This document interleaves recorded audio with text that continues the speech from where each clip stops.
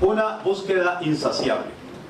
Era un buscador de la verdad, pero estaba obsesionado con hablar con un maestro que le pudiera proporcionar su presencia, que pudiera proporcionarle su presencia, puesto que ya conocía muchos métodos y mapas espirituales. Era como un incansable sabueso en busca de un gran maestro. A lo largo de los años, había conocido guías, mentores y maestros, pero ninguno le parecía suficiente. Esperaba otra cosa, aunque no supiera bien qué era. Deseaba un maestro que le proporcionara algo muy importante. Y un día, ascendiendo por una empinada ladera en busca de un gran sabio que residía en la cima de la montaña, cayó al precipicio y tuvo tiempo de quedar asido a la rama de un árbol. El vacío se abría bajo él. Comenzó a gritar desesperadamente pidiendo socorro.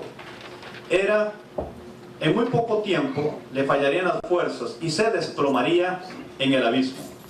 De repente apareció un burdo campesino que le lanzó su soga y pudo ponerlo a salvo. El buscador de las grandes verdades, una vez se hubo repuesto, prosiguió hacia la cima de la montaña y se reunió con el gran sabio, al que expuso su larga búsqueda de un gran maestro que le brindase algo muy importante. Y el sabio le dijo: serás necio, ¿no? Serás verdaderamente necio, ¿no?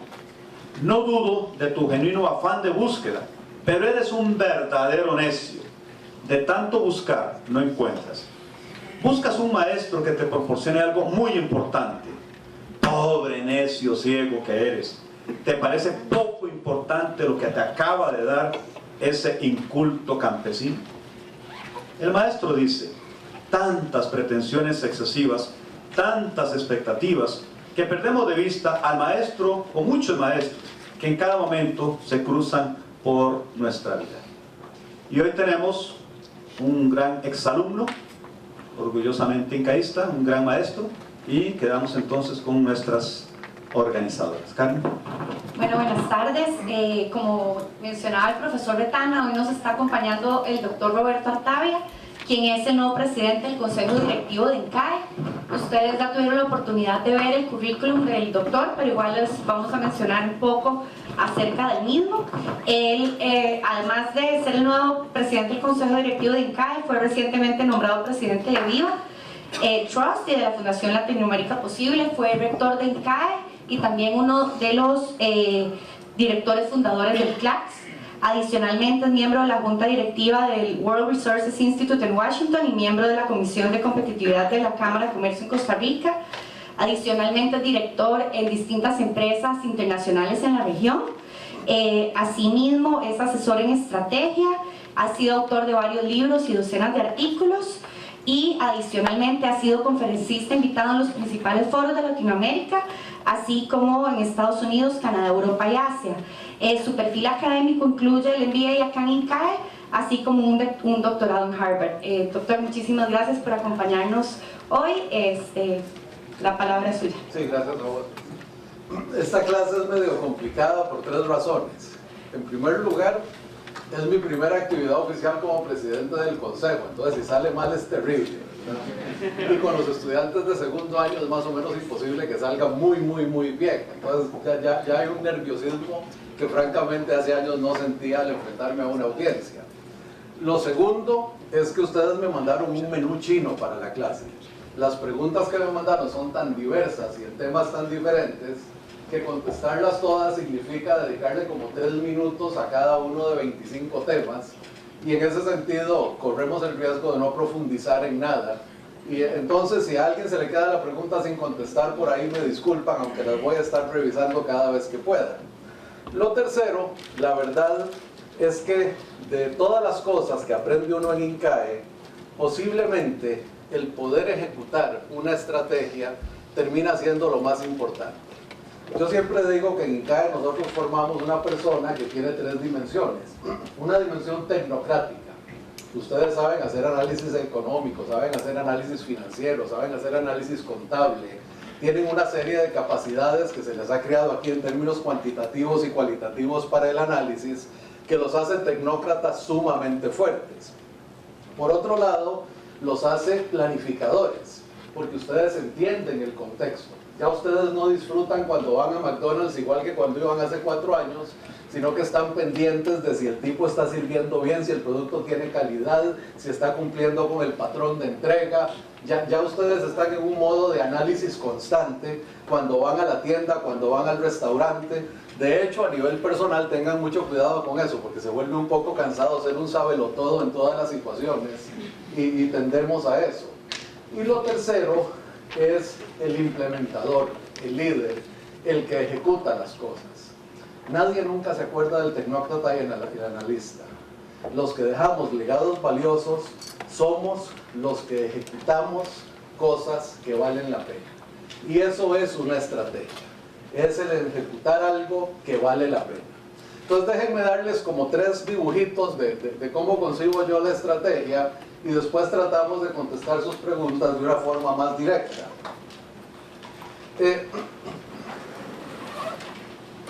La estrategia se trata fundamentalmente de crear valor.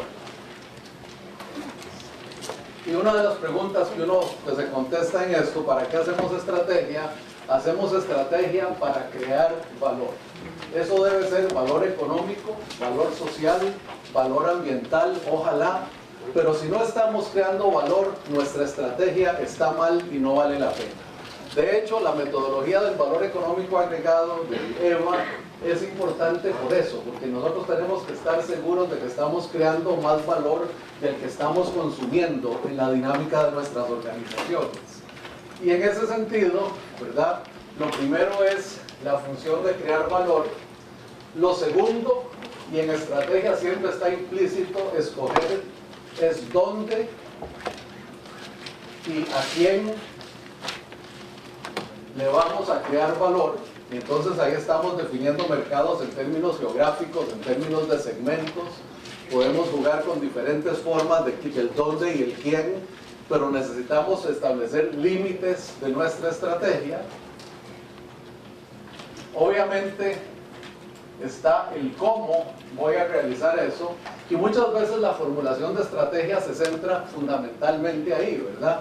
Nos dan una organización en marcha que ya tiene un conjunto de productos y servicios, nos dan un mercado más o menos establecido y nos preguntan cómo, y mucho de la formulación de estrategia se va allá.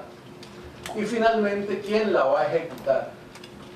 Entonces aquí hay un asunto de organización que tiene que ver con quiénes son los líderes, cuál es la estructura y cuáles son los sistemas por medio de los cuales voy a garantizar que esa estrategia se ejecute. Entonces ese es el primer marco de formulación de estrategia, o el primer marco de estrategia del que yo tiendo a partir en cualquier situación. Cuando dice ahí en el currículum que soy asesor estratégico o que soy consultor y que hago formulación de estrategia, esto es esencialmente lo que yo estoy haciendo. Ahora, esto tiene un proceso, ¿verdad? Esto tiene un proceso, y ese proceso tiene un contexto, ¿verdad? Un contexto social, un contexto político, un contexto económico, un contexto tecnológico, demográfico, etc. Tiene un contexto. Normalmente, salvo que seamos sumamente originales, tiene una industria a su alrededor, y esa industria significa que eventualmente hay competidores o productos sustitutos o productos que yo estoy sustituyendo en la forma en que estoy creando el valor. Eso ustedes lo conocen perfectamente. En un mundo ideal, en una organización en marcha, hay un plan estratégico actual, el famoso PEA, que significa que ya estoy haciendo las cosas de una forma. Esa puede ser una estrategia implícita o explícita, que ya está eso articulado de alguna manera, explícito o implícito. Y otra vez, en un mundo ideal, hay valores y límites. Y los valores también funcionan como límites, ¿verdad? Que son fronteras que no estoy dispuesto a cruzar y que de alguna manera encasillan la estrategia. Y esos 4 elementos, ¿verdad?, Cuando lo combinamos con aquello, empiezan entonces el proceso de cuál es el valor que quiero crear, dónde, a quién, cómo y quiénes. Si uno lo ve en esta forma, estas 4 formas de análisis confluyen en una cosa que no se llama FODA, sino que en mi mundo se llama OFDA o FDA.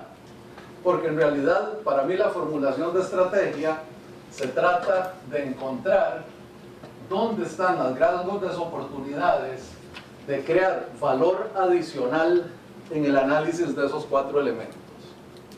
Y es un asunto no de oportunismo, sino de oportunidad estratégica, de identificar los espacios que hay en la industria, en el contexto, en el plan estratégico actual, dentro de los límites y valores establecidos para crear todavía más valor, sea en cantidad, sea en calidad, sea en una combinación de ambos.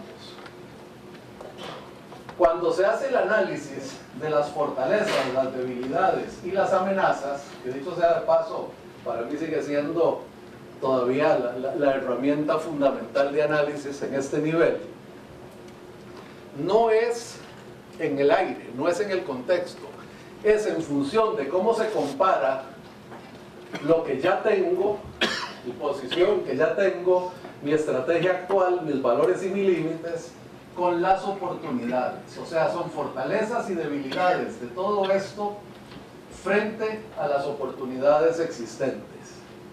Y eso es diferente, porque a veces cuando a uno le dicen que haga un FODA, le tiran en el papel una organización que uno empieza a hacer el FODA de lo que existe. Y no es el FODA en relación con lo que queremos ser o con lo que queremos aprovechar. Entonces esa diferencia es muy importante. Y las amenazas, de alguna forma, son aquellas cosas del contexto o de la industria que me pueden impedir alcanzar esas oportunidades. Entonces, fortalezas, debilidades y amenazas son en función de oportunidades y de lo que tengo hoy. Cuando llego acá, entonces hago mi cruz en función de a dónde quiero ir. Y por supuesto, en esta cruz, lo que está al final es, voy a crear valor de esta forma en este mercado para estos segmentos, mezclando estos insumos, y ahora vamos a ir un poquito al cómo, y para lograrlo necesito estos líderes, esta estructura organizativa y estos sistemas. Y por eso, cuando hablamos de sistemas, aparecen sistemas de control, aparecen sistemas de información, aparecen todo tipo de sistemas, aparecen herramientas de análisis de riesgo, toda una serie de instrumentos de la parte tecnocrática de la administración que pongo aquí en la base.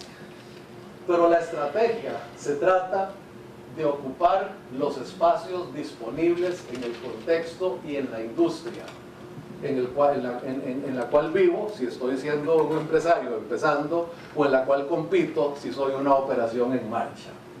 Entonces este, digamos, es el segundo plano de todo este asunto. Ahora, el cómo. En el cómo hay algunas dimensiones que a mí, yo tiendo a sobresimplificar, pero créanme una cosa, y esto son tal vez de los mensajes que yo creo que valen la pena. Las cosas tienen que ser sencillas. Cuando uno las complica excesivamente, termina enredando a la gente con que uno está trabajando. De lo que se trata hacer este proceso es de mucha simplificación, de mucha sencillez, de conceptos que sean manejables para todo el mundo, en vez de llegar a otros niveles. Vamos a hablar de complejidad aquí en el cuarto elemento. Pero aquí de lo que se trata esto es de ingresos, ¿verdad? Y ustedes ya saben todo el cuento de los ingresos. Nosotros lo que queremos es optimizar los ingresos en función de un producto tan diferente de la competencia como sea posible, sea en términos técnicos, en términos de costo, sea en términos de atributos, cualidades diferenciantes, ¿verdad? Por un precio, y yo siempre digo, uno de los mejores instrumentos para aumentar la productividad de cualquier organización es el precio, ¿verdad? Se nos olvida eso. La productividad final se mide en el bottom line, se mide en las utilidades, en cuánta riqueza adicional podemos crear en función de la dinámica que estamos hablando, y el precio es un instrumento fundamental de eso. Entonces hay que ponerle mucha atención. Aquellas clasecillas que llevaron en mercadeo de pricing son fundamentales. El precio es el instrumento, o es uno de los instrumentos más poderosos, no solo de competencia, sino de captura de valor que existe. Y acuérdense que en esto, ¿verdad? Aquí está implícito toda una serie de funciones del mercado, en términos geográficos, de los segmentos, ¿verdad? Y por supuesto de las líneas de producto y servicio que estamos hablando. Y en todo esto siempre, acuérdense de un marco muy sencillo, ¿verdad? La curva de Laffer. Si vendemos a precio cero, el ingreso es cero. Si vendemos a un precio exagerado, el precio es cero. De lo que se trata el revenue management y el manejo de la línea de ingresos es de encontrar los espacios en esa parte de la industria en que uno quiere estar. Y en ese sentido es muy difícil pegarle siempre al punto más alto, pero hay un rango donde muy claramente se optimizan los ingresos, y de eso se trata esto. Ahora que se habla tanto del revenue management y que le ponemos otra vez, y hay libros enteros de revenue management, bueno, todo ese libro lo que dice es: encuentren su pedacito de terreno aquí arriba, ¿verdad? En esta curva. Y después, en el cómo, hay una serie de dimensiones, e imagínense nada más un estado de pérdidas y ganancias, pero a los cuales hoy le ponemos apellido, ¿verdad? Porque ciertamente están las materias primas y materiales indirectos, y ahí lo que quiero es optimización por ecoeficiencia, que significa eficiencia, pero además tomando en cuenta algunas de las externalidades que hoy sabemos que retan nuestra sostenibilidad de mediano y largo plazo. Entonces es el manejo eficiente, lograr la mayor cantidad de producto por la menor cantidad de insumo, pero agregándole a esto el valor de las externalidades que pueden comprometer mi sostenibilidad en el futuro. Ciertamente está la mano de obra o el personal, y aquí la función es igualmente sencilla, ¿verdad? De lo que se trata es de alcanzar la productividad individual y colectiva más alta posible. Y eso significa tener los incentivos, tener los salarios, tener los reconocimientos, tener los castigos, tener la instrumentación de políticas que le manden las señales correctas al personal para que se muevan en función de la productividad que quiero alcanzar, ¿verdad? Y aquí está en segundo lugar de la parte de costos, o la parte sí, la parte de costos esto. En tercer lugar viene todo lo que tiene que ver con logística. Y en logística es muy sencillo, es minimizar todos los costos directos de la logística, inventarios, traslados, etcétera, y los costos de transacción. A veces se nos va la vida que minimizamos el inventario, pero el proceso de compras se multiplica o las comisiones se aumentan. Entonces hay que tener un balance entre los costos de transacción y la minimización de los costos de la logística. Hoy en día, indispensable el tema de la energía, y aquí es esta misma función, ¿verdad? Optimizar la estructura energética y alcanzar la máxima ecoeficiencia posible. Está el tema de la información, y aquí lo que queremos es información oportuna para la toma de decisiones y el control estratégico. Entonces hoy en día que están todos los ERPs y SAP y Oracle y en fin, se vuelve fundamental tener eso instrumentado en un nivel alto, Hoy en día que vivimos en un mundo de información, con cantidades enormes de información, esto se vuelve fundamental. Me llega el costo de capital, ¿verdad? Y ahí lo que quiero es un costo ponderado de capital óptimo en función de las oportunidades que me da el mercado en el cual opero, y ahí se vuelve muy importante los temas del contexto, las tasas de interés, la estructura de los mercados de capitales, la disponibilidad de capitales privados, de bolsas de valores, tratar de estructurar la estructura de capital óptimo.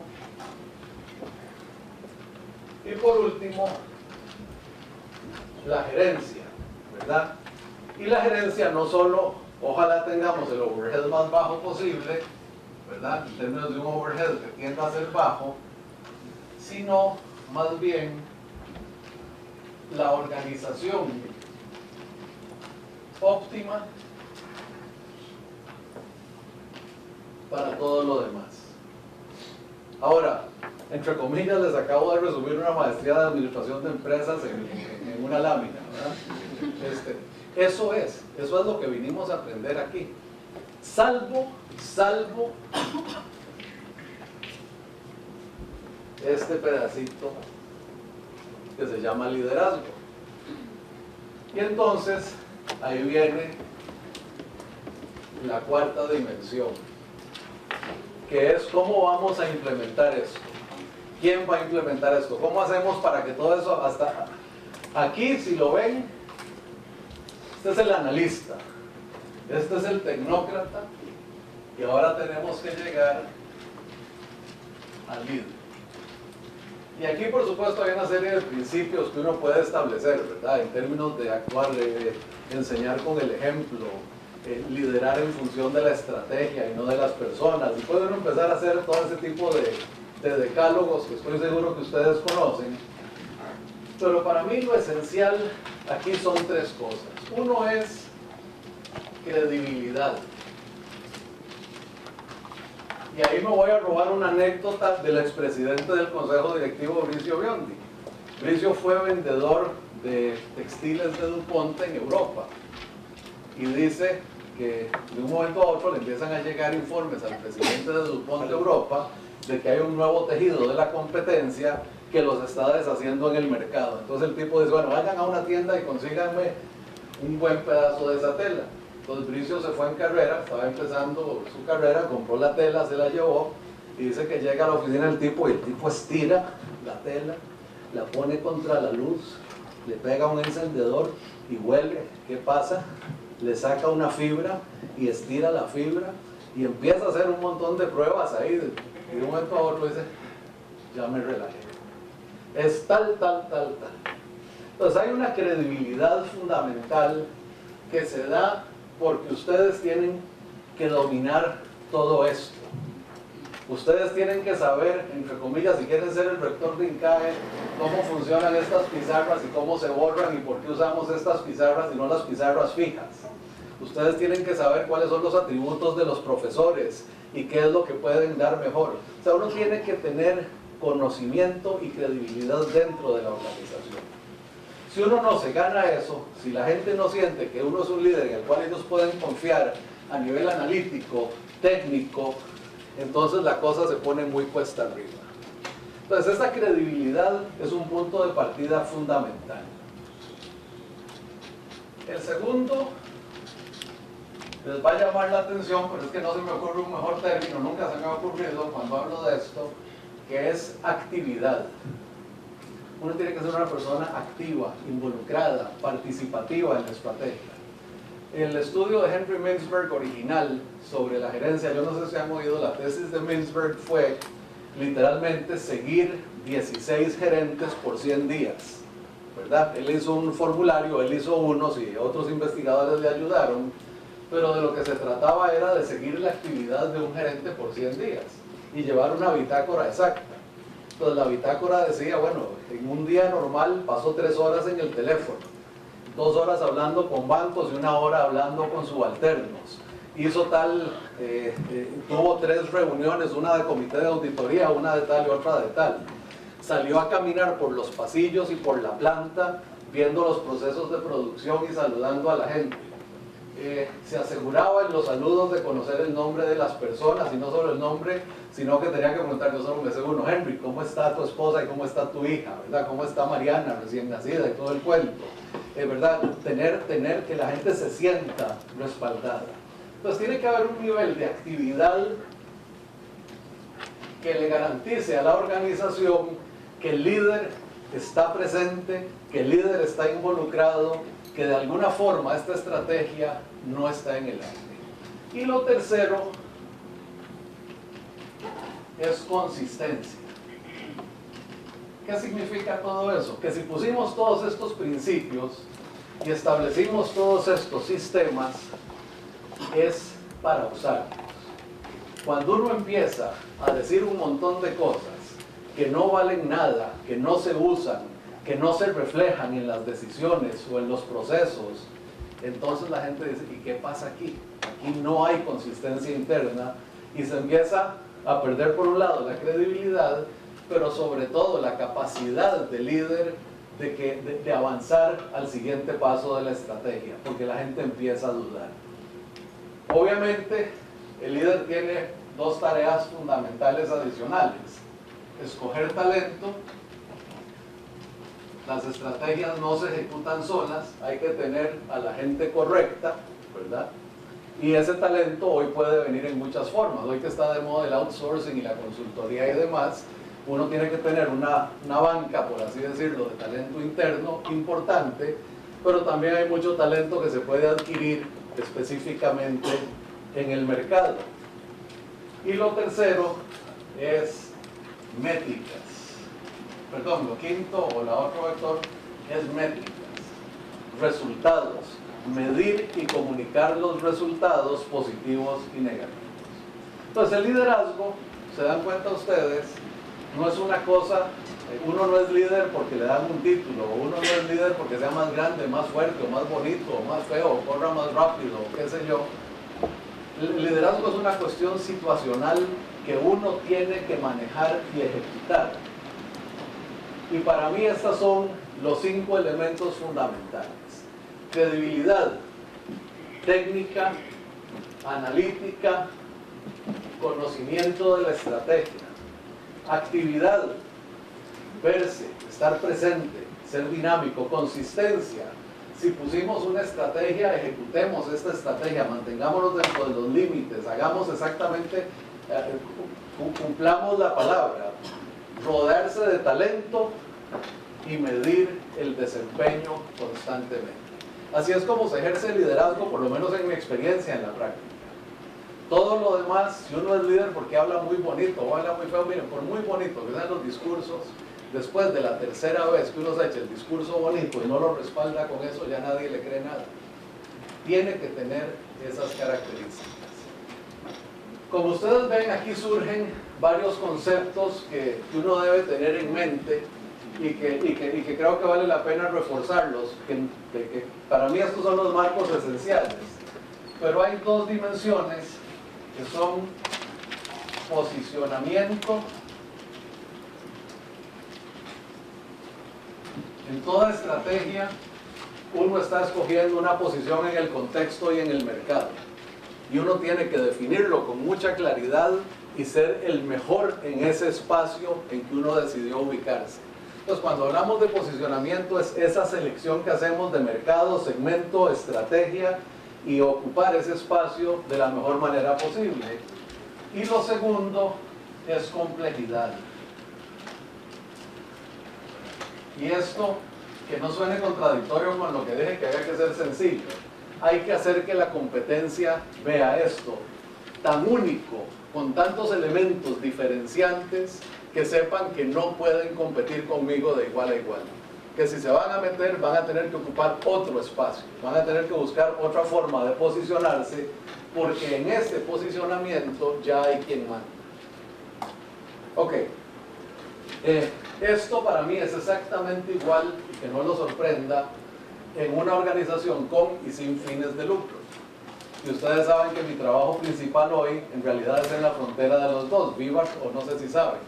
Viva Trust es una organización que es filantrópica en la forma que crea valor, pero que nuestra capacidad filantrópica sale de manejar una corporación forestal internacional. Nuestros activos patrimoniales no son un capital metido en la bolsa de valores o en bonos o certificados, sino que tenemos que operar una empresa forestal que tiene bosques, que tiene plantas industriales, que tiene sistemas de distribución al detalle, de tal manera que a mí me ha tocado últimamente desempeñarme en la frontera entre las dos cosas, entre la producción forestal con todas esas dimensiones y los dividendos que surgen de ahí es lo que se coloca en filantropía. Y es grande, la empresa vende 1.300 millones de dólares y la filantropía acumulada de los últimos 10 años son 280 millones de dólares. Es una cosa enorme, realmente enorme, no es mía, así que no hagan fila para filantropía porque precisamente ellos lo que andaban buscando era capacidad analítica, capacidad técnica y liderazgo. Entonces buscaron 4 directores que según ellos cumplen muy bien con los requisitos para manejar esta organización. Pero el punto que quiero hacer es que en una organización sin fines de lucro, lo que es diferente es la función de creación de valor. Y ya no tanto, porque hoy en día una empresa responsable también crea valor social y ambiental, o por lo menos mitiga sus impactos ambientales. Pero en una organización sin fines de lucro, lo único que para mí es diferente en todo esto que he planteado es que la función de creación de valor privilegia por encima de la rentabilidad de corto plazo temas como la sostenibilidad, la creación de valor social, la mitigación de las huellas ambientales, lo que ustedes quieran, ¿verdad? Y eso se puede desagregar en 1000 pequeñas estrategias, desde cuidar patos, cuidar cisnes y cuidar iguanas, hasta desarrollar sistemas educativos paralelos, en fin, obviamente el campo de las actividades sin fines de lucro se ha diversificado y crecido masivamente, pero en realidad cuando yo hago estrategias sin fines de lucro, lo único que es diferente es que al llegar acá, normalmente hay una función que se llama recaudación de fondos, porque no se va al mercado de capital en la misma forma. Pero el resto, en términos de la eficiencia de la estrategia, de la diferenciación, entre comillas, del precio de los servicios cuando existen y demás, debe optimizarse exactamente con la misma lógica. Y obviamente el liderazgo es igual. Una de las razones por las que para mí esto, entre comillas, es muy claro, es porque la Fundación Avina, nuestro brazo filantrópico principal, no financia ni proyectos ni organizaciones, financia líderes excepcionales. Y nuestro due diligence, cuando vamos a financiar a alguien a nivel filantrópico, lo que buscamos es un líder que nos ofrezca esas 5 dimensiones. Por eso entre comillas sale tan claro. Pero tiene que ser un líder creíble, involucrado en su actividad, reconocido como líder y activo en su actividad, consistente en el tiempo, que no sea de esa gente que tiene grandes altibajos, rodeado de buen talento y que pueda rendirnos cuentas con métricas precisas que ha logrado cambiar lo que quería cambiar. Entonces había una pregunta de las que me pasaron ahí que era eso, diferencia entre una y otra. Para mí está allá, un poquito aquí y acá. Para el resto, francamente, pueden usar el mismo marco y funciona. Ahora, hay una dimensión que hoy le agregamos a esto y que es diferente, que es todo el tema del sector privado relevante. Y ahí lo que surge es otra cosa. Ahí lo que surge, fundamentalmente, esto se puede decir igual a nivel global, pero a nivel latinoamericano es un poco más dramático. La situación es la siguiente: nuestras brechas sociales y algunos de nuestros problemas estructurales a nivel de instituciones, de corrupción, de violencia, de crimen organizado, de crimen casual, en fin, una serie de síntomas y patologías sociales y también ambientales que nos dice que la cosa está mal, que la cosa se está resquebrajando. Y cuando eso pasa, uno dice, bueno, el gobierno no funciona, Y la pura y limpia verdad es que si hoy pudiéramos hacer todos así, que Nelson Mandela o su equivalente local aparezca de presidente en todos estos países, todavía no podría cerrar las brechas que hemos dejado crear. Son demasiado grandes, ya las brechas no son salvables con solo un aparato estatal y un gobierno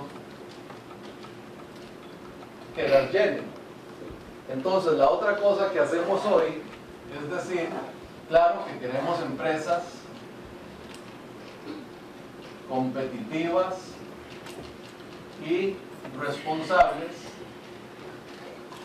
competitivas que se mantengan en la dinámica de la globalización, que mantengan su capacidad de crear valor económico, generar empleo, generar comercio, etc.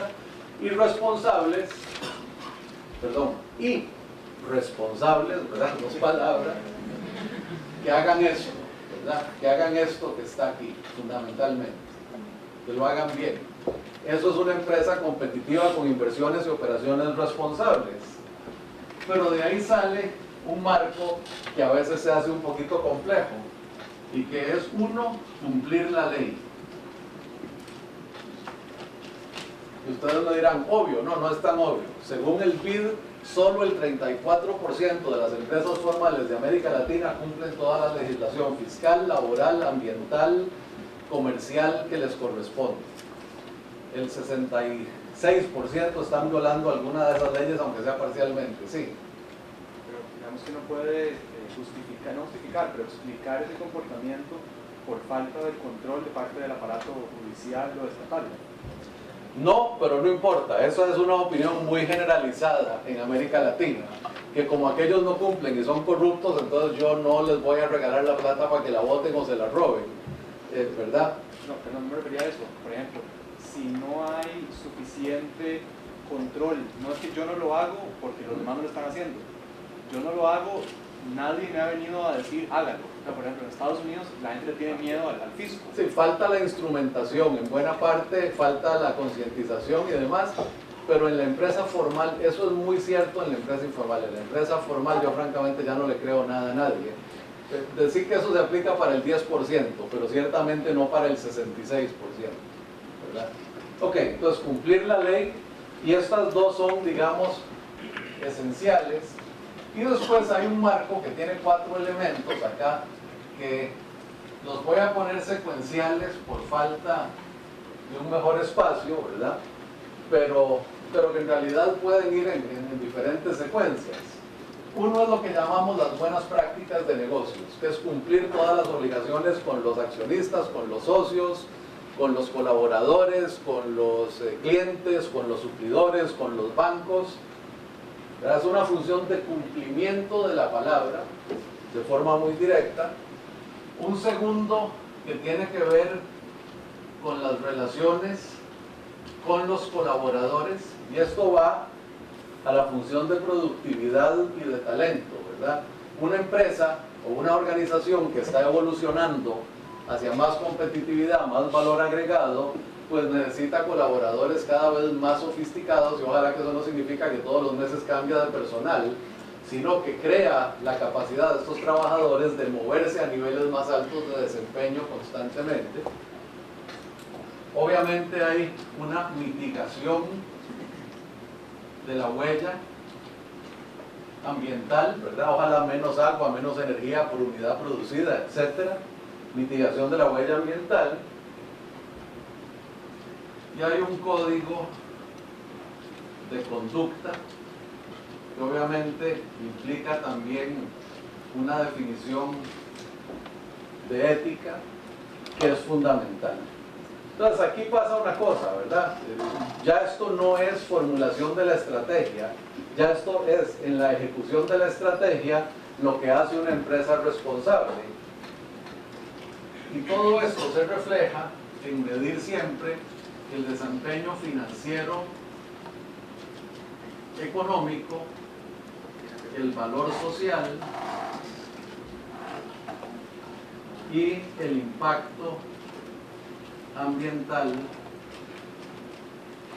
de la organización. Aunque no siempre lo logro, hay mucha gente que se pone muy nerviosa, en mis procesos de formulación de estrategia, yo siempre hablo de la triple línea de base como la forma correcta de medir la estrategia, pero para poder hacer eso bien hay que pasar por esas funciones, hay que tener también métricas en estas dimensiones. Bueno, esta que es la general, ¿verdad? Y en este sentido, pues hay una dimensión adicional de complejidad que es importante.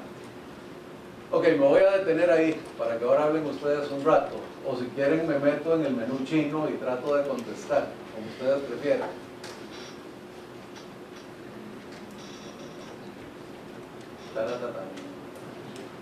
Es el momento de terror de un pobre profesor principiante, cuando abre la clase y nadie pregunta nada. Isabel. Una pregunta, cuando nos hablaba acerca de las dos, digamos, grandes diferencias que hay entre una empresa con fines de lucro y una sin fines de lucro, me surgió la duda cuando salió el tema de una sin fines de lucro, una con fines de lucro, la diferenciación va a estar en ese CAE y en ese WAC, ¿verdad? Obviamente entiendo a que se refiere en el sentido de que una con fines de lucro va a estar buscando esa rentabilidad al accionista, pero también me surge ahora, tal vez hace muchos años atrás, las sin fines de lucro se preocupaban un poco menos por todo ese aspecto económico, porque como que había mucho, digamos, soy una sin fines de lucro, invierto todo y es para bienestar y no me preocupo por cuán sostenible soy en el tiempo, mientras que ahora yo creo que las con fines de lucro tal vez se están moviendo a ser un poco más financieramente... Claro, tienen que ser más sofisticadas y sobre todo tienen que demostrar que están creando valor, porque si no, no van a encontrar quién financie su estrategia, sin duda alguna. Pero para mí vuelve a eso, ¿verdad? Vuelve a la función de creación de valor. Nosotros financiamos líderes que están creando un valor diferencial en sus áreas, pero lo principal es que nos demuestren eso, ¿verdad? Que están creando valor en términos sociales y ambientales, entre comillas, medido aquí, lo que... A ver, se los voy a dar exacto. Nosotros, a Maciza, la empresa, cuando evaluamos a los ejecutivos para el bono, los evaluamos 70-15-15. Pero si tienen 0 aquí o aquí, no son elegibles para recibir eso, ¿verdad? Entonces, tienen que alcanzar por lo menos 10 y 10 aquí para recibir el máximo acá. Pero en todo caso, hemos hecho una ponderación en la parte de negocios. Avina tiene lo que ellos llaman también un Sustainability Scorecard, y ahí lo que están haciendo es midiendo el valor social creado, los impactos ambientales y la sostenibilidad de los proyectos financiados, ¿verdad? Si esos proyectos van a subsistir después de nuestro financiamiento, si tienen una buena estrategia, una buena organización, una buena función de creación de valor, que nos garantiza que no estamos financiando el último esfuerzo y el último pataleo de alguien, sino algo que va a crecer en el mercado. Sí. En su experiencia, ¿por qué es que algunas empresas, a pesar de contar con personal capacitado con maestrías o doctorados que conocen perfectamente estos temas, es necesario solicitar una consultoría en estrategia? ¿Por qué será?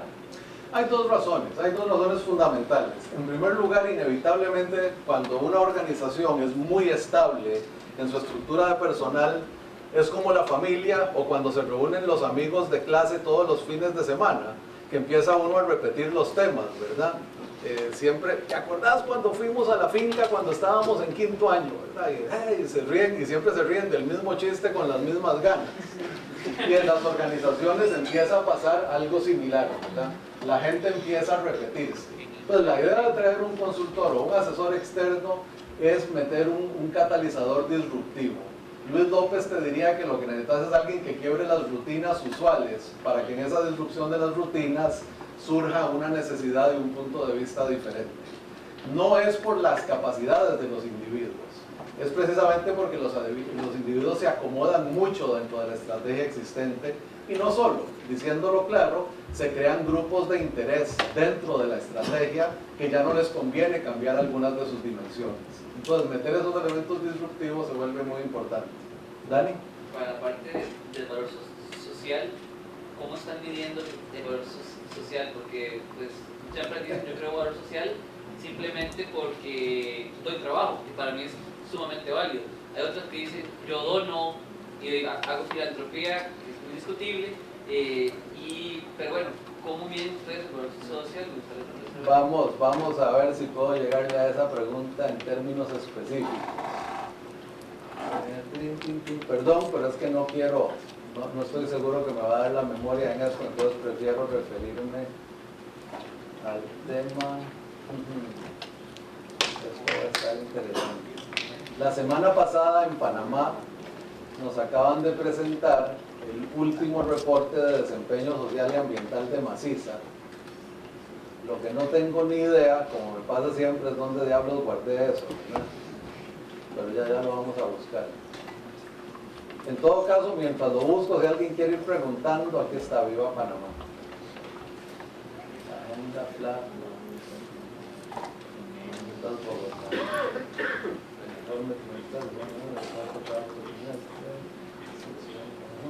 Informe, aquí está.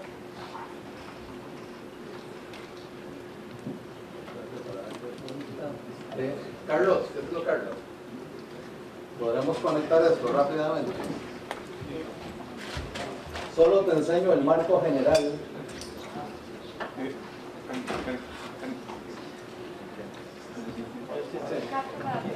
¿Tiene?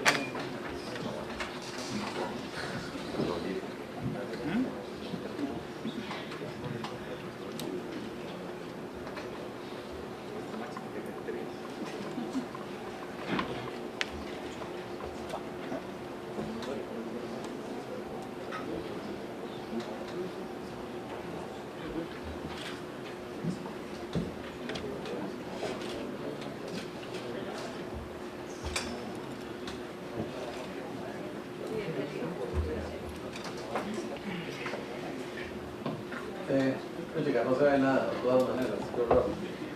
Sí, quedamos igual. Fundamentalmente, aquí lo que tenés, no se ve nada, déjame avanzar a los indicadores.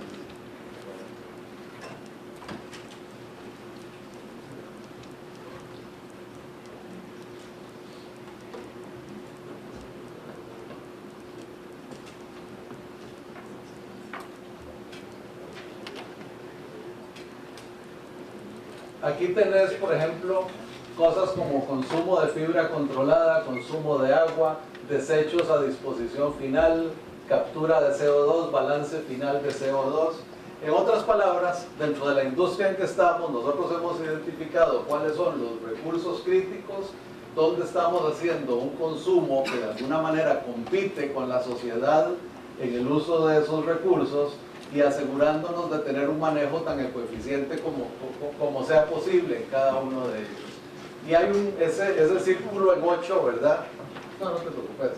Ese círculo en 8 son las funciones sociales y ambientales juntas. Aquí hay indicadores de la parte ambientales de la parte industrial.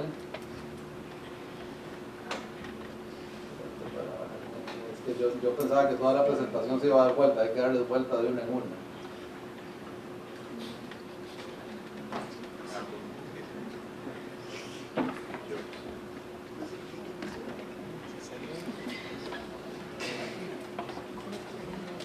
De todas maneras te lo contesto en lo específico en un segundo, pero solo te quiero mostrar la necesidad en todas estas cosas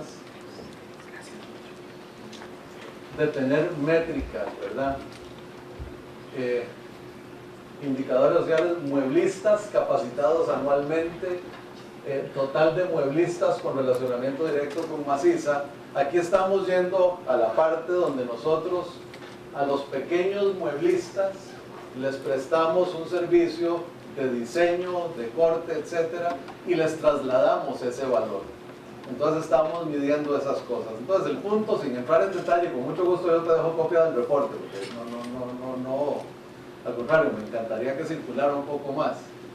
El hecho es que esto se va al tema de identificar métricas útiles que te permita evaluar el uso adecuado de los recursos ambientales y la mitigación de la huella hasta donde sea posible, y en las funciones sociales. Esto es trabajo en la base de la pirámide de la industria de mueblistas.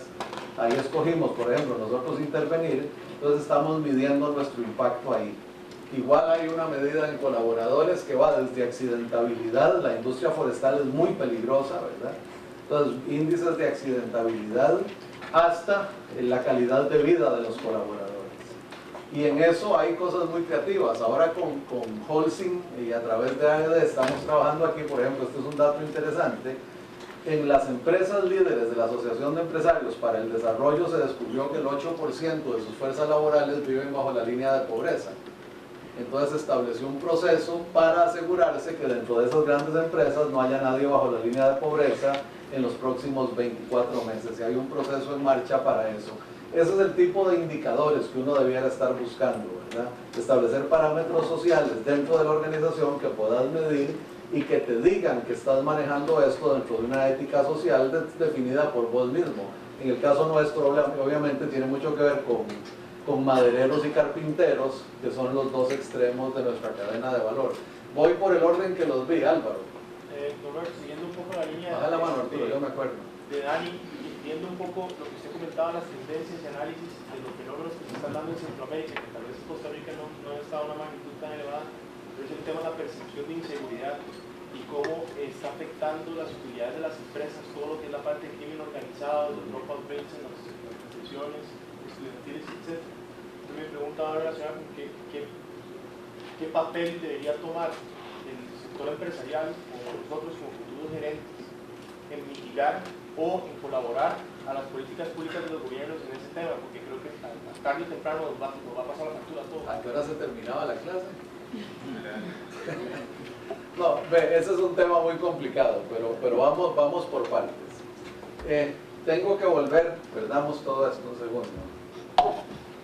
A ver, el experto, súbase las pantallas, por favor, que tengo que regresar aquí a una cosa. Necesito para contestarte eso dos cosas. En primer lugar, en la formulación de la estrategia, uno de los grandes pecados que se cometen es que cuando se hace el análisis del contexto, lo que la gente va y evalúa son las tasas de interés y la inflación y dicen que ya hicieron el análisis del contexto. Y no, el buen análisis del contexto es tecnológico, es social, es demográfico, o sea, obviamente es macroeconómico también. Y una vez que entras en el análisis social, si está bien hecho, vos debieras ver la inseguridad de tus empleados, debieras ver la inseguridad de tus instalaciones, debieras empezar a ver cómo se refleja los cambios y la dinámica social, la dinámica contextual en tu empresa. La inseguridad se refleja en muchas formas, desde la motivación del personal hasta la inseguridad, las inversiones en alambre de navaja y en fachadas espantosas, en fin. Hay una serie de dimensiones que uno captura. Entonces, una cosa fundamental es no limitar la estrategia solo a lo que ocurre con el producto y el proceso que genera ese producto. En el análisis contextual hay que trascender y entender muy bien cuáles son las comunidades y las necesidades y la interacción de la organización con esa comunidad. Y eso se hace ahí en el nivel contextual. Esa es la primera parte de la respuesta. La segunda, para ser más explícito, vos me preguntaste qué debemos hacer como futuros gerentes. Yo te diría dos cosas. Ustedes no solo van a ser futuros gerentes.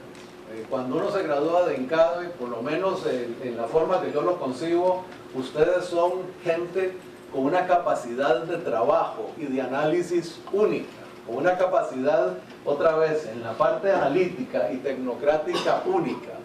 Y si van a ocupar ese tercer espacio y vamos a la función de credibilidad y de actividad, en un ambiente, en un contrato social que se deteriora a nuestro alrededor, en una fuerza laboral insegura, desmotivada y que me ve comprar rollos de alambre de navaja todos los días, obviamente no estoy cumpliendo a cabalidad con aquella última columna. Entonces vamos a tener que empezar a participar mucho más activamente en interactuar con el contexto en las dimensiones que sea. Ahora, como vos no sos ni experto ni en seguridad, ni en adicciones, ni en ninguna cosa de esta, ahí otra vez tenés que trascender las fronteras de la empresa, y ahí volvemos otra vez al tema de límites, y decir, no, voy a hacer una alianza con ONGs que son especialistas en el manejo de jóvenes en situaciones de vulnerabilidad, o voy a hacer una alianza con ONGs que estimulan la educación técnica en las comunidades para ver si rescato a esos jóvenes, o tenés que buscar cuál es la forma donde podés complementar tu creación de valor de manera que otra vez en largo plazo se refleje en la sostenibilidad de tu estrategia. Acordate que un contexto social que colapsa ni es buen mercado, ni es buena fuerza laboral, ni es buena productividad, en fin, todo esto se refleja en una forma negativa en todas esas funciones, y sobre todo en el mediano y largo plazo. Entonces lo tenés que internalizar. Una cosa que dije y tal vez no le puse suficiente fuerza es que hoy en día uno internaliza externalidades a la hora de hacer este análisis, ¿verdad? Antes era muy fácil, nada más cuánta plata tenemos y cuánto le vamos a pedir al banco de siempre, quién es mi suplidor de materiales y es el mismo de siempre y ya sabemos cómo nos manejamos. Hoy no, hoy tenés el mundo entero para ser tu suplidor, hoy tenés el mercado financiero global para ejercer tus opciones de capital. E igualmente, hoy tenés que trascender las fronteras de tu estrategia y de tu empresa para interactuar con el contexto. Si no, para mí te estás quedando corto, por lo menos en lo que yo espero de vos graduándote de una organización como esta. Carlos, es que solo veo sea él. Sí, Carlos. Me quedó la duda de, ahorita que estamos comentando lo de la triple línea base y todo eso y los indicadores, es que me parece como que aún se ve como muy fraccionado esos dos ejes de ambiental y social, en parte de, ok, llevamos métricas que nos reflejan el desempeño de las políticas y acciones que las empresas están tomando, pero ya en la vida real, en su experiencia, o sea, hasta qué nivel o hasta qué punto esos tres ejes están colaborando en un mismo sentido hacia integrar y generar, o sea, ser una fuente de ventajas competitivas y no quedarse estancados como filantropía y todo esto. Muy válida la pregunta. Por ejemplo, nosotros somos la única empresa que produce tableros, este tipo de materiales, ¿verdad? Tableros melaminizados, y lo hacemos sin usar formaldehído en el proceso. El formaldehído fue establecido como un cancerígeno apenas en mayo del 2010. Entonces el marco regulativo que eventualmente lo va a prohibir viene muy atrasado en Estados Unidos y Europa, ya no se diga en América Latina, ¿verdad? Seguro aquí lo vamos a tener por 10 años más. Nosotros dejamos de producir con formaldehído desde el momento en que tomamos control de la organización. Eso significa que nos cuesta como 2% más en materiales cada tablero, porque hemos tenido que sustituir con materiales nuevos que no son tan eficientes como el uso de formaldehído para generar el tablero. Entonces estamos perdiendo rentabilidad de corto plazo, lo podrías decir así. Pero para nosotros, otra vez, cuando comparamos el impacto social, moral, de estar produciendo con algo que sabemos que es cancerígeno, versus sacrificar en la rentabilidad final, que la compensamos en otro lado, un 1,5%, definitivamente lo compensa. Entonces ahí depende de qué signifique para vos desempeño social y cuánto estés dispuesto vos a vivir por tu palabra. Lo que vos decís es exactamente el problema que tenemos con la industria. Los competidores nuestros en Chile y Brasil nos detestan, porque obviamente nosotros tenemos un movimiento para eliminar el formaldehído en la producción de tableros de madera. Y ya, como te digo, hay información científica muy fuerte y demás al respecto. Mira, nos odian nuestros competidores, perdemos rentabilidad de corto plazo. Contestar tu pregunta directamente. La triple línea de base, ponela solo si la vas a vivir y la vas a convertir en un marco real de toma de decisiones. Si la pones para engañar al mercado o engañar a alguien, se te va a revertir, se te va a venir en contra y te va a deshacer. O sea, ahí sí perdiste toda credibilidad en el momento en que eso se descubra, y en el mundo de información actual no hay manera de que no se descubra. Arturo. Sí, de hecho la pregunta iba muy en línea con lo que acaba de preguntar Carlos, y yo me cuestiono, me pregunto qué tan anuentes están los empresarios, sobre todo de la región, tomando en cuenta que la mayoría son empresas familiares, a adoptar un marco que capture esta trilogía base, triple línea de base. Muy lentamente. Porque bueno, digamos, yo, o al menos mi persona, o yo personalmente creo que si algún día llego a dedicarme a la consultoría, que probablemente lo haga, me gustaría también tener un impacto integral a la hora de hacer mis estudios, mis recomendaciones. Y yo digo, ¿qué tan anuentes están los empresarios? ¿Qué porcentaje de ellos realmente llevan a la ejecución una estrategia? ¿Cómo medirías vos tu desempeño como consultor? Si yo mido el mío,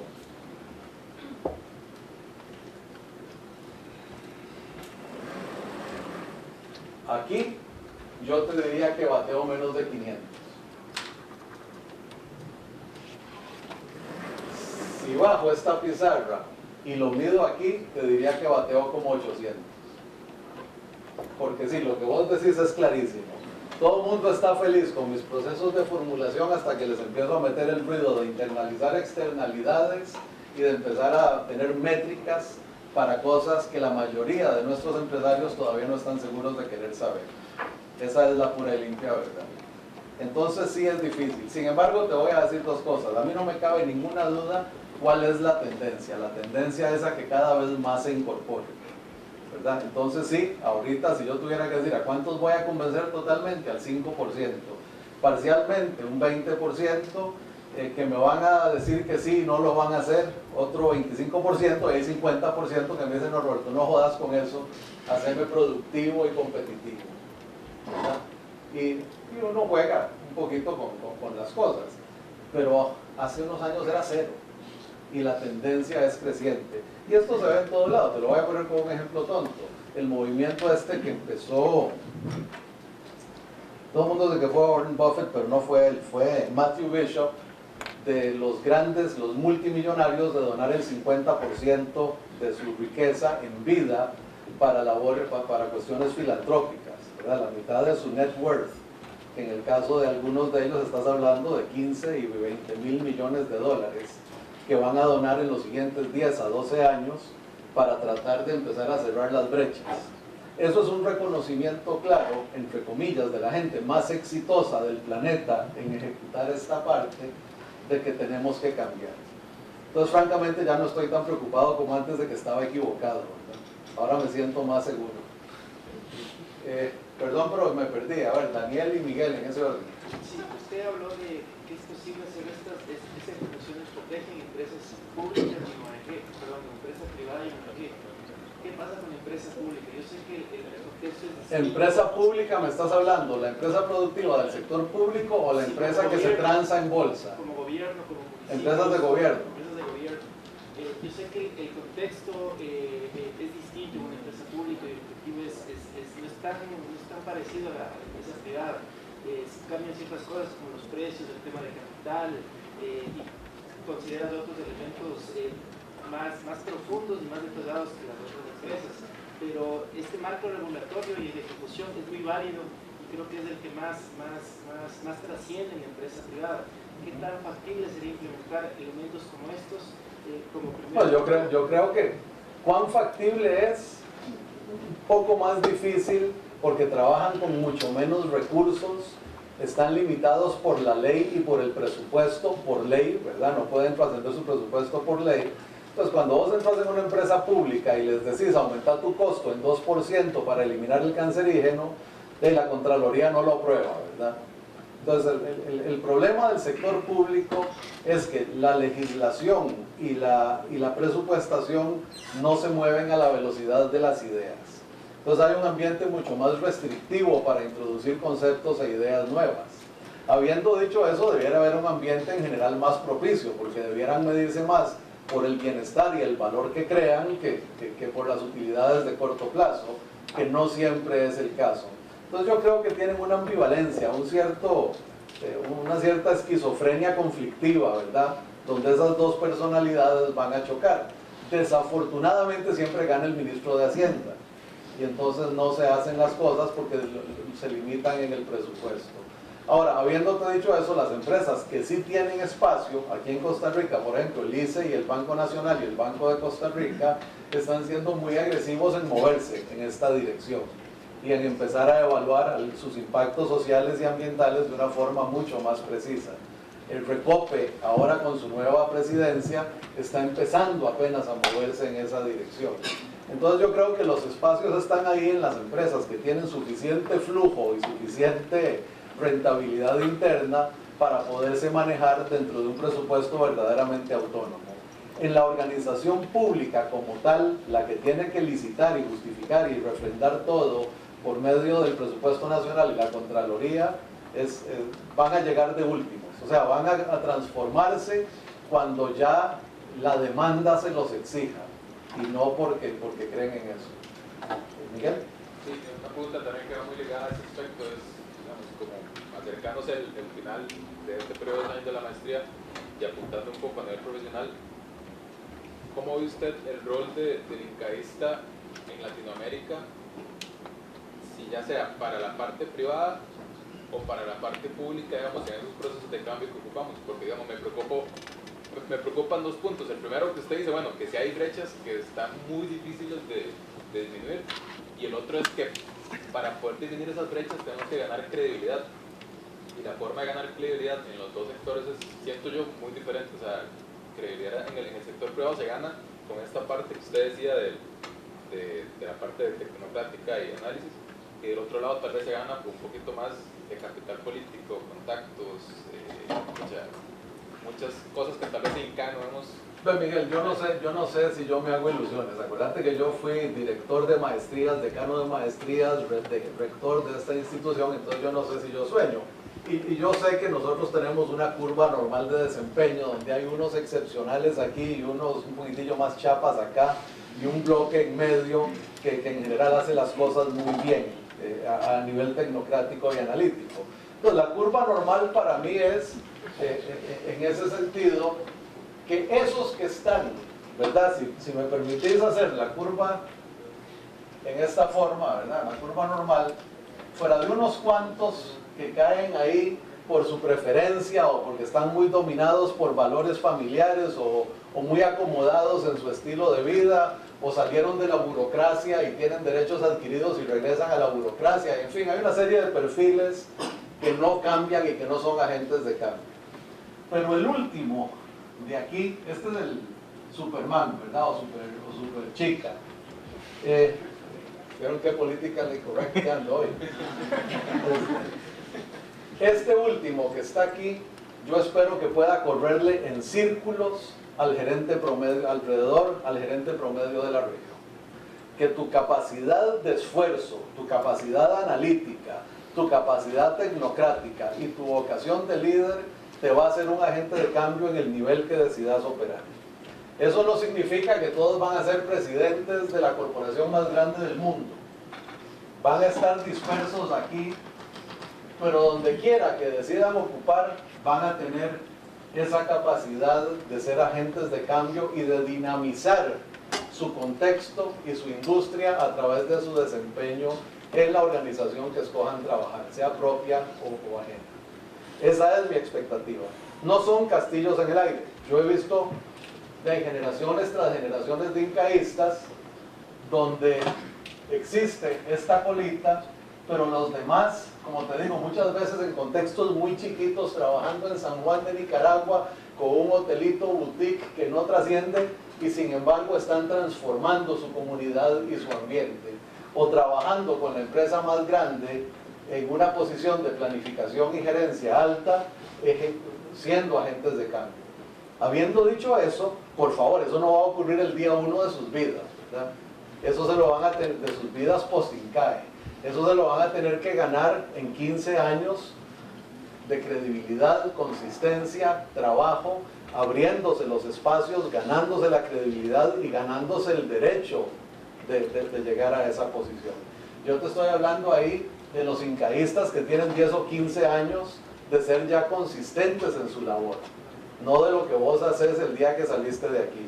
De hecho, si me permiten y no se ofenden, desínflense la cabeza un poquito el día que se gradúan, porque salimos tan buenos en análisis, sabemos tantas cosas de tantos casos, que de verdad creemos que sabemos. Y la pura y limpia verdad es que somos analistas, tecnócratas, que nos van a poner en una posición donde lo primero que tenemos que hacer es escuchar y aprender por mucho tiempo para después empezar a convertirnos en los agentes de cambio que podemos y debemos ser.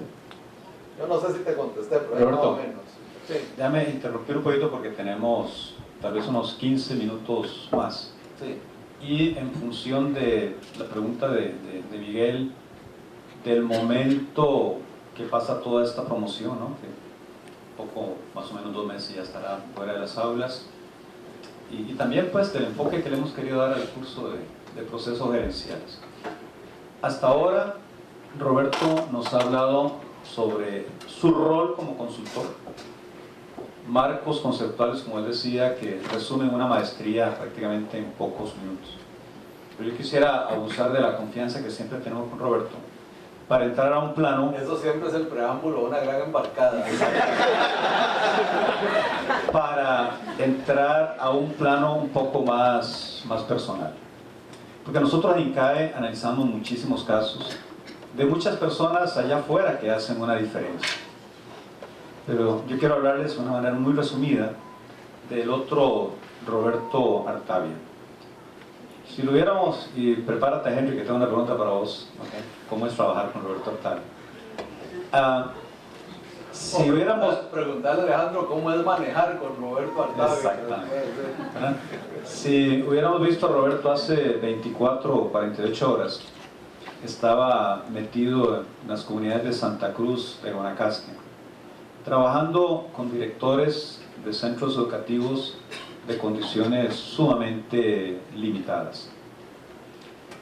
Si fuéramos unas semanas atrás, lo encontraríamos en los barrios más marginales de la ciudad capital, trabajando con maestros, con niños abandonados, con familias verdaderamente en condiciones muy difíciles, haciendo incluso hasta actividades deportivas con ellos. Pero al mismo tiempo, bueno, ya ahora les contamos el tema de tu rodilla, pero al mismo tiempo es sumamente frecuente ver a Roberto trabajando con presidentes de países, gabinetes, orientando la estrategia de países, la estrategia regional, convocando a presidentes de países para hacer sesiones con ellos. Posiblemente una noche de estas podríamos encontrar hace unos pocos meses a Roberto, este Roberto Artavia con el otro Roberto Artavia que está en la otra aula, acompañando a ese músico a esos lugares ruidosos donde él y su grupo musical tocaban ahí hasta altas horas de la noche. Encontraríamos a un Roberto sumamente amoroso con sus hijos. Hace unos años lo encontraríamos a mediodía, es del club de mejengueros, Elvis y Paula Mans y todo eso que son del club nuestro de mejengueros. Era el club de mejengueros, pero tuvo más la rodilla que su voluntad. Lo podemos encontrar en el Deportivo Saprissa, asesorando a la junta directiva, en el comité asesor del nuevo Estadio Nacional, y podríamos seguir remontándonos a la época de secundaria. En esa época fue cuando nos conocimos, un muchacho talentoso en muchos deportes, y luego ingresa a INCAE como uno de los estudiantes más jóvenes que ha ingresado a INCAE. Se gradúa con distinción, empieza como investigador, hace su carrera, ha desempeñado todos los puestos. Hoy tenemos un egresado que hace, ¿cuántos años? Unos 28 años por ahí, más o menos, 29 años, ¿verdad? Estaba como están ustedes ahora y que hoy es el presidente de la institución. El lunes vamos a tener otros 2 egresados que hoy son los dueños de la empresa en la cual han estado trabajando. Entonces, yo siempre le he dicho, como le digo a Robert, que él es un ex futuro presidente de la República, no lo es porque no le da la gana, tal vez uno tiene otras cosas más atractivas, pero siendo como costarricense, yo creo que hasta la oposición votaría por Roberto. Entonces, estamos ante un ser humano que es capaz de ir ahora en la tarde a tomarse un café con los compañeros de mantenimiento, y posiblemente se sepa hasta la fecha de cumpleaños de todos los compañeros del equipo nuestro de mantenimiento. Un ser humano verdaderamente fuera de serie, que está bien, nos puede hablar de estas cosas y creo que es un resumen interesantísimo, pero yo quisiera, Roberto, también acudir a la confianza que te tenemos y sobre todo como líder ahora de la organización para plantear dos preguntas. Después de eso ya me voy, no hay forma de... Uno, reubícate en el momento en que están pasando todos estos grandes amigos que tenemos acá, que hay gente muy pensante, buenísima, realmente. Dos preguntas. ¿Cuáles crees que son los valores que de edad muy temprana te llevaron a establecer esas grandes raíces? Y dos, ¿cuál es el legado que como ser humano, que como persona, quisieras dejar en este planeta? Y un pedacito de ese legado, el legado que como presidente del CAE quisiera dejar, dado que todos nosotros somos parte de esa familia y muchos de estos muchachos van a estar muy involucrados en lo que es la vida post-INCAE. Valores y legado. Bueno, Germán, gracias. Ve lo que me hiciste. Empecé a jalar un pellejo y me arranqué medio dedo. Eso pasa también. No me chupo porque hay mucha gente. Dos cosas. En primer lugar, dividan todo lo que acaba de decir Germán como por 4, ¿verdad? Yo le agradezco mucho su descripción de mi vida. Diría que hay dos aspectos de lo que mencionó que son completamente ciertos. La última vez que alguien me contrató, que fue para ser presidente de Viva Trust, yo le dije, yo solo te pongo dos condiciones. Uno, que yo quiero trabajar con amigos, entonces necesito que dediquemos tiempo a conocernos en lo personal. No quiero sentirme como que tengo un jefe por allá en una montaña alta al que no conozco personalmente y que no sé qué lo motiva y demás, y quiero que me conozcas. Y lo segundo es que tenés claro que me divorcio de vos antes de divorciarme de mi familia. Y esas dos cosas que dijo Germán para mí sí son absolutamente ciertas. Vean, yo trabajo como loco, de verdad que si yo empiezo a trabajar, es más, a cada rato me encuentro con Germán como a las 3 de la mañana en la computadora, yo me estoy levantando y él no se ha acostado, ¿verdad? Son ciclos diferentes, pero yo trabajo muchas horas. Ahora, la razón por la que trabajo a las 3 de la mañana no es porque estoy loco o quiero vivir como Drácula, sino porque es a la hora que encuentro espacio para leer y crear que no interrumpe con mi tiempo de familia. Normalmente, sea como rector de INCAE, o sea ahora como presidente de Viva Trust, ustedes me encuentran a mí exactamente como Pedro Picapiedra, esperando que suene la chicharra de las 5 para montarme en el carro e irme a mi casa.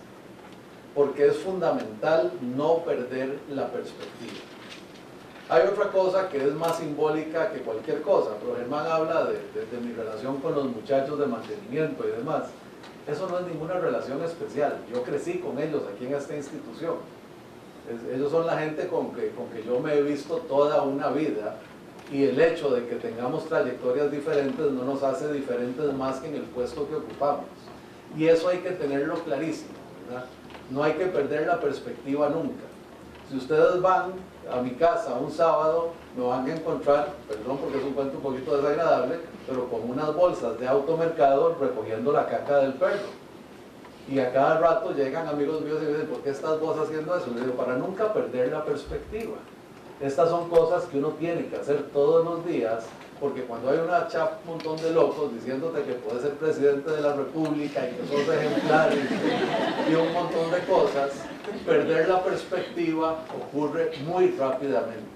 Entonces, rieguen el jardín, laven el carro, recojan la caca del perro, cuiden chiquitos, recojan pañales, hagan todas las cosas que hace uno ordinariamente para que no pierdan la perspectiva y para que cuando se caigan, que todos nos caemos en el camino, no les duela, porque van a mantenerse en su nivel fundamental exactamente en el mismo nivel.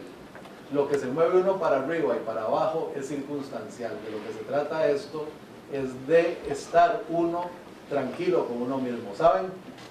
Mi esposa me dice, yo no sé cómo haces vos. Como ven, hay cosas que me medio estresan, ¿verdad? Pero es más que todo cuando empiezan a hablar así. Yo duermo como un lirón. Yo me acuesto a las 10 de la noche y si quiero estar dormido a las 10 y 1, estoy dormido a las 10 y 1. Si voy en un avión, me recuesto y me duermo instantáneamente. Por una razón muy sencilla. Tengo la conciencia tranquila. Yo sé que eso suena como el peor cliché del mundo. Pero en el trabajo que yo hago, estoy absolutamente seguro de que estoy tratando de dar lo mejor que puedo en cada momento que trabajo. Y respecto a lo otro, que voy a Guanacaste y que voy a León 13 y que recojo caca y todas esas cosas, no es solo un asunto de mantener perspectiva en ese caso, es un asunto de credibilidad.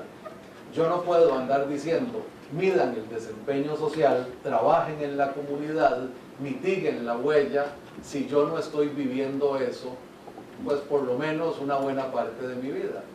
Entonces, en esa función de credibilidad ahí arriba, que es el punto de partida de cualquier liderazgo, para mí es fundamental que la gente sepa que yo estoy dispuesto a hacer lo que digo y no solo hablar de ello.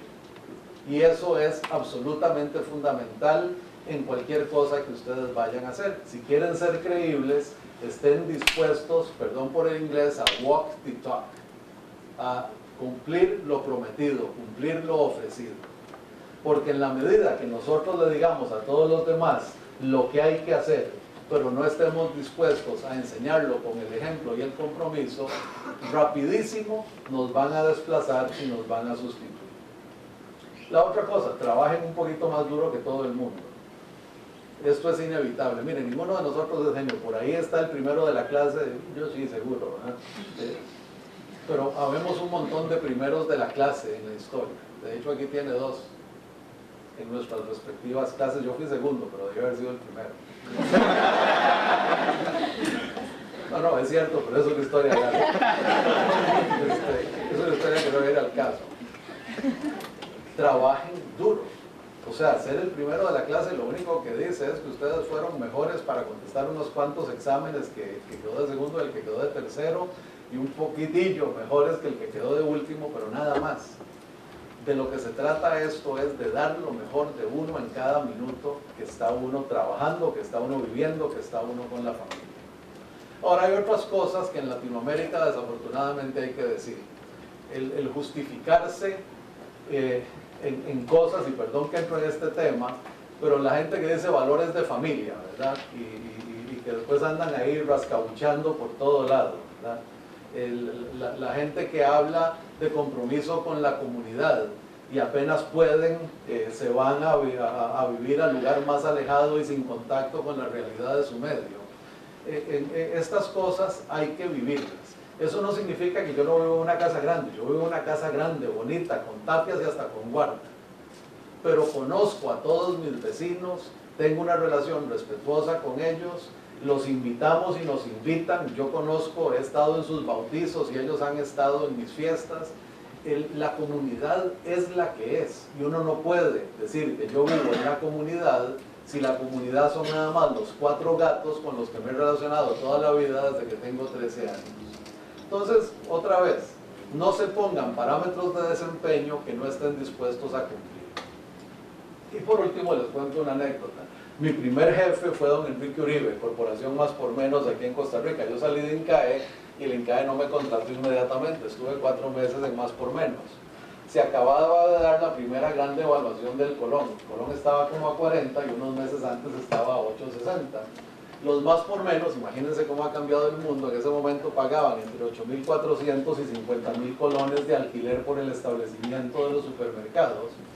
Y entonces dice don Enrique, mira Roberto, ahí hay un problema, no puedo seguir pagando 8.400 y no quiero pagar mucho más que 50.000, que es el último que negociamos. Entonces, hacerme un análisis, eran 11 Más por Menos y 10 Palice en ese tiempo, era toda la corporación.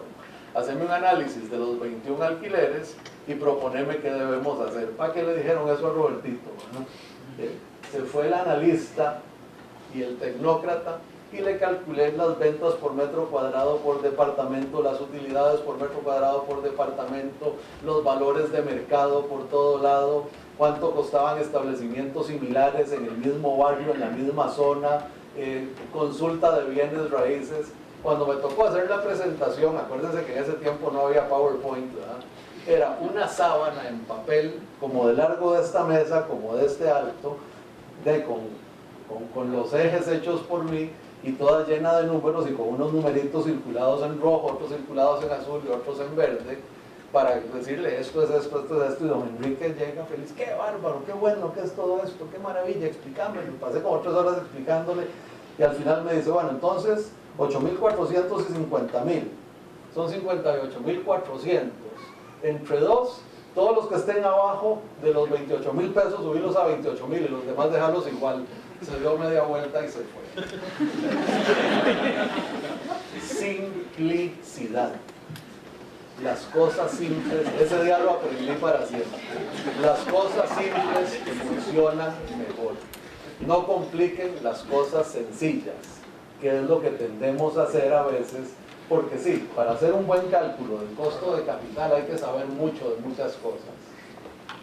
Pero cuando lo presenten, no lleguen a impresionar con las 50.000 cosas que analizaron. Lleguen a proponer en los términos más sencillos posibles las ventajas de su plan, porque de eso es que se trata. Y si se ganan los espacios así, eventualmente pues van a tener oportunidades enormes. 2 minutos más, hay una pregunta que me llamó mucho la atención y que no me quiero quedar con el clavo de contestar. La pregunta era que si en los procesos de formulación de estrategia debemos usar rotafolios, papelógrafos, pizarras o debemos recurrir a la computadora. Yo creo que la respuesta la tienen ahí atrás. Yo hubiera podido traer 5 filminas, las pongo ahí y hasta se las reparto y se las llevan. Pero yo creo que no los hubiera involucrado y no hubiera marcado el contenido como lo hace el tener que participar, anotar, escribir, poner atención a la caligrafía y demás. De manera que, hablando en serio, usen la tecnología es maravillosa y uno siempre debe usar toda la tecnología posible. Pero cuando estén interactuando con la gente, busquen mecanismos que maximicen el contacto humano. Para mí una de las cosas más terribles que nos pasa hoy, y obviamente les pasa a todos ustedes y les pasa a mis hijos, pero lo voy a tipificar, a mí me toca mucho viajar a Washington y salgo siempre en un vuelo que sale como a las 5 de la tarde de regreso, y uno llega al aeropuerto de Washington y están todos los tipos con un traje azul, todas las muchachas con un vestido, un pantsuit azul, todos con camisa celeste o blanca, cada uno en su BlackBerry así, sentados uno a la par del otro, no se ven a la cara. Y lo peor de todo, algunas veces están hablando con el de enfrente y se están mandando un texto en vez de tener una conversación. Si van a hacer estrategia, si van a ser líderes, contacto humano. Usen la tecnología para aumentar su productividad, pero no para sustituir su personalidad. Porque realmente cuando hacemos eso, no solo perdemos el contacto humano, muy obviamente, sino que nunca vamos a lograr los mismos niveles de impacto e influencia que se pueden lograr en términos mucho más personales. Entonces tengan mucho cuidado, porque la tecnología nos está absorbiendo demasiado rápido. Y ustedes valen por lo que tienen ahí adentro cada uno de ustedes, no por su panel de instrumentos, no por el panel de instrumentos que tienen alrededor. Úsenlos para mejorar su productividad, no para sustituirlos a ustedes, su personalidad o su impacto en las organizaciones. ¿Algo más? Siempre le pedimos a Roberto que nos lea el cuento. Aquí lo tenés, es dedicado a él mismo. Porque él hace muchas cosas que está vivo, pero en realidad Roberto es como un muerto. Te salvaste, Henry. ¿Este no es el que leíste vos? No. ¿Sé cómo muerto es? Sí, sí. Había un compañero de nosotros que le decíamos el muerto. El muerto Escamilla, que cae. Y es que el tipo era nerviosísimo para participar, entonces cuando levantaba la mano no hacía así, sino que hacía así.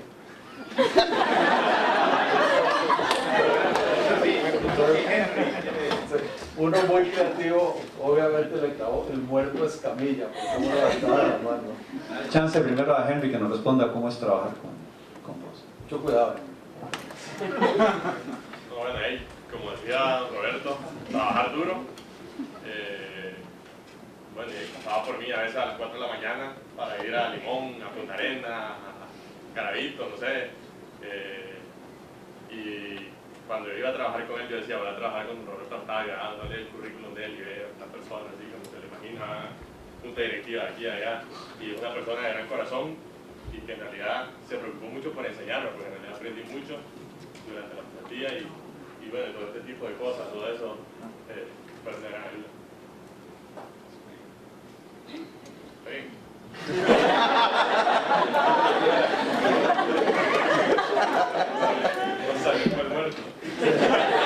Todos vamos al muerto. Era un venerable maestro.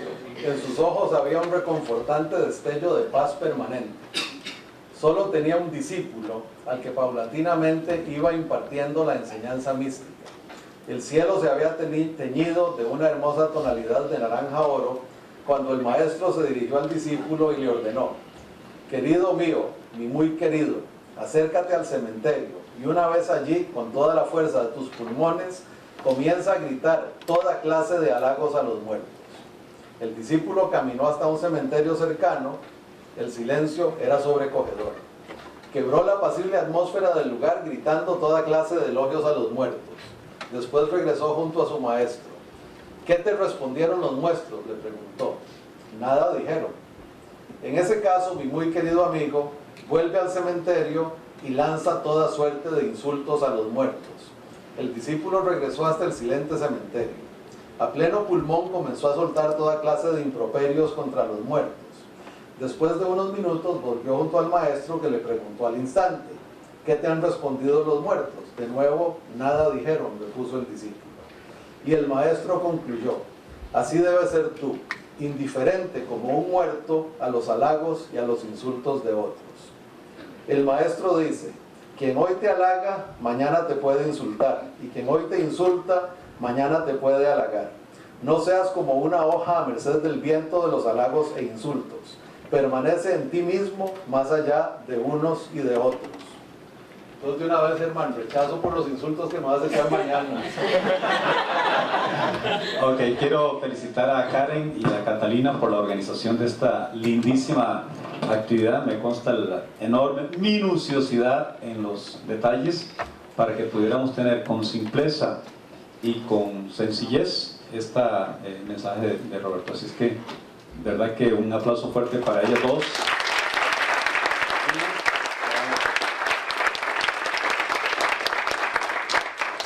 Muchas gracias. Nada, queremos agradecer en nombre de todo el grupo MBA 2012 de este par de horas que creo que puedo hablar en nombre de todos, que nos va a dejar marcados no solamente en temas de este resumen académico de la maestría, sino en temas, digamos, humanos y que de verdad nos pueden mantener ese ajuste a la vida real y a que no nos mantengamos como personas, sino subir simplemente un nivel pensando que como incaístas vamos a ser superhéroes y no despegarnos de la realidad y de la familia. Creo que definitivamente la charla nos sirvió para eso. Muchísimas gracias por el tiempo. Gracias. Tenemos un recuerdo en nombre de todo el grupo para que no olvides este rato con nosotros. Muchísimas gracias. Vamos a tener que...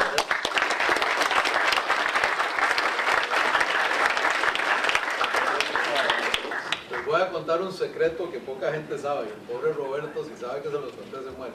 No tiene nada que ver con él, pero a mis hijos les da vergüenza por ninguna razón.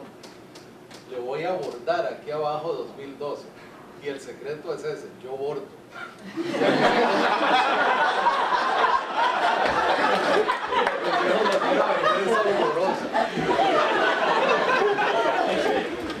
Yo creo que para Roberto es un día histórico. Es un día histórico. Nada más imagínense ustedes, dentro de 30 años, si alguno quisiera seguir esa carrera, convertirse en el presidente de la institución donde estudió. Yo creo que es un día muy lindo y quisiéramos hacerle un regalo a Roberto, ahora que veo a Danilo aquí con su cámara. Vamos a tener unos 10 minutos de refrigerio, tenemos una sesión más todavía, pero que vayamos allá a las gradas, Danilo, y nos ayudas para hacer una foto de todo el grupo con Roberto en su primera actividad oficial como presidente de la institución. ¿Okay?